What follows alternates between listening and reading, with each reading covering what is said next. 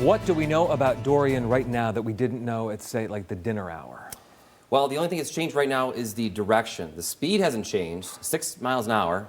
I think you and I could probably walk that speed. Painfully slow. But it is finally making a turn to the north now more than to the west. So Chief Meteorologist Wayne Mahar and I were talking about this, how that northwest motion of the storm is technically still bringing it towards Florida, but now it's going more north than it's going to the west. So hence the north-northwest direction like this versus northwest like that. Still some outer rain bands affecting Daytona Beach. I just checked out the latest airport observations in Daytona, and they're seeing over 40-mile-per-hour wind gusts, which is a tropical storm type of wind speed, and you can see more rain heading up towards Jacksonville. These yellow bands kind of just brush the Daytona Beach to Jacksonville shoreline. They too could have higher winds than right now.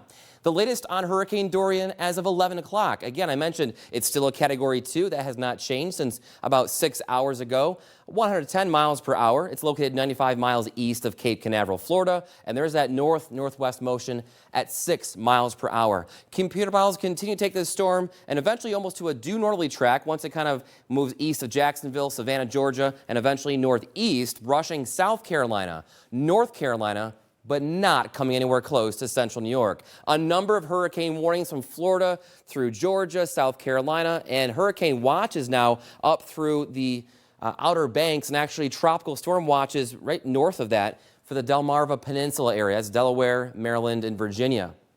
So it's going to be going on for a few more days. You too can track Dorian on your smartphone with our Weather Authority app. You hit the lower right, you pop up the menu here, Tropical Tracks. There's the cone of uncertainty, and you can see out in time information about the storm. Weather Authority app, you got to download that so you can follow Dorian at home.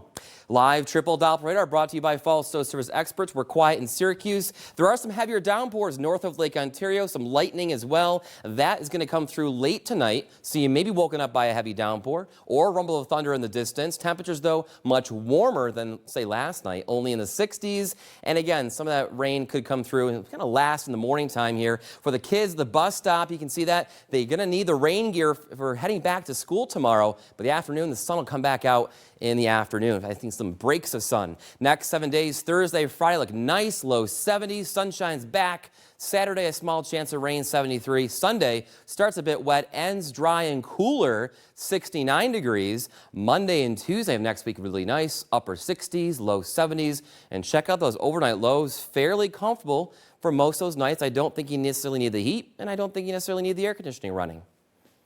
Thanks, Josh.